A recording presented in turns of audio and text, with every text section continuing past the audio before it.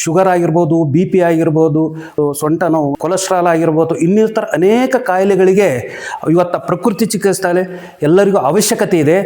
8 ದಿವಸದಲ್ಲಿ ಆದಂಥ ಅನುಭವ ಕೂಡ ನನಗೆ ಸಾಕಷ್ಟು ಬದಲಾವಣೆ ಆಗಿದೆ.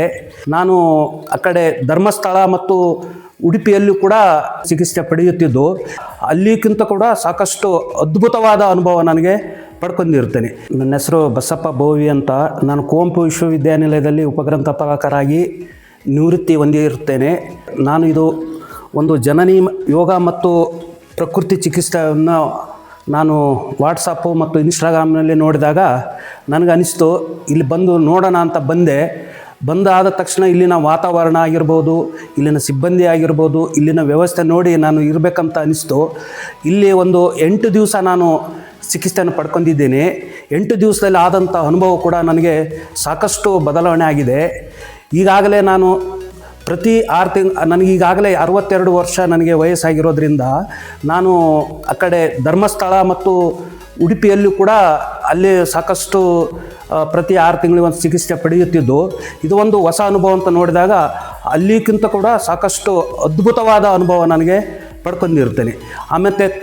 ಆಮೇಲೆ ಇನ್ನೊಂದು ಏನಪ್ಪ ಅಂತಂದರೆ, ಇಲ್ಲಿರತಕ್ಕಂಥ ಸಿಬ್ಬಂದಿ ಆಗಿರ್ಬೋದು ಅಥವಾ ಚಿಕಿತ್ಸೆ ಕೂಡ ಅದ್ಭುತವಾಗಿದೆ ಅಂತ ಹೇಳೋಕ್ಕೆ ಇಷ್ಟಪಡ್ತಾ ಇದ್ದೀನಿ. ಕೇರಳದಿಂದ ಮತ್ತು ಕಾಸರಗೋಡದಿಂದ ಸಿಬ್ಬಂದಿ ಬಂದು ಇಲ್ಲಿ ನಮ್ಮ ಸೇವೆಯನ್ನು ಮಾಡ್ತಾಯಿದ್ದಾರೆ. ಹಾಗೂ ಬೆಂಗಳೂರು ಮತ್ತು ಧರ್ಮಸ್ಥಳ, ಉಡುಪಿ ಬಿಟ್ಟರೆ ಬೇರೆ ಯಾವ ಜಿಲ್ಲೆಯಲ್ಲೂ ಕೂಡ ಈ ರೀತಿ ಚಿಕಿತ್ಸೆ ಇರೋದಿಲ್ಲ. ತಾವು ದಯವಿಟ್ಟು ಯಾವುದೇ ಒಂದು ಆಸ್ಪತ್ರೆಯಲ್ಲಿ ಹೋಗ್ಬೇಕಾದ್ರೆ ಸುಮಾರು ಶುಗರ್ ಆಗಿರ್ಬೋದು, ಬಿ ಪಿ ಆಗಿರ್ಬೋದು, ಕೊಲೆಸ್ಟ್ರಾಲ್ ಆಗಿರ್ಬೋದು, ಇನ್ನಿತರ ಅನೇಕ ಕಾಯಿಲೆಗಳಿಗೆ ಇವತ್ತು ಪ್ರಕೃತಿ ಚಿಕಿತ್ಸೆ ಎಲ್ಲರಿಗೂ ಅವಶ್ಯಕತೆ ಇದೆ. ತಾವು ದಯವಿಟ್ಟು ಎಲ್ಲರೂ ಬಂದು ಇದರ ಲಾಭವನ್ನು ಪಡಿಬೇಕಂತ ಹೇಳೋಕ್ಕೆ ಇಚ್ಛೆ ಪಡ್ತೀನಿ. ಅಟ್ಲೀಸ್ಟು ಇದರ ಲಾಭ ಪಡೆದೇ ಇದ್ದರೂ ಕೂಡ ಬಂದು ಆಸ್ಪತ್ರೆಯನ್ನು ನೋಡಿ ಇದರ ಒಂದು ಪ್ರಕೃತಿಯನ್ನು ತಾವು ಸವಿಬೇಕಂತ ಕೇಳಿ ಇದು ಮಾಡ್ತಾಯಿದ್ದೀನಿ. ಮತ್ತು ಈಗಾಗಲೇ ಇಲ್ಲಿರ್ತಕ್ಕಂಥ ಇಲ್ಲಿನ ಹರಪನಹಳ್ಳಿ ಭಾಗದ ಡಾಕ್ಟರ್ ಆದಂಥ ಮಹೇಶ್ ಸರ್ ಅವರು ಕೂಡ ಬೆಳಗ್ಗೆ ಭೇಟಿಯಾದಾಗ ನನಗೆ, ಇಲ್ಲ ಇದು ಒಂದು ಅದ್ಭುತವಾದ ಆಸ್ಪತ್ರೆ ಅಂತ ಹೇಳಿದಾಗ, ಇಲ್ಲ ಇದು ಸಾಕಷ್ಟು ಜನರಿಗೆ ಅನುಕೂಲ ಆಗಲಿ, ಎಲ್ಲರೂ ಆಸ್ಪತ್ರೆಗೆ ಕಟ್ಸ್ತಾರೆ.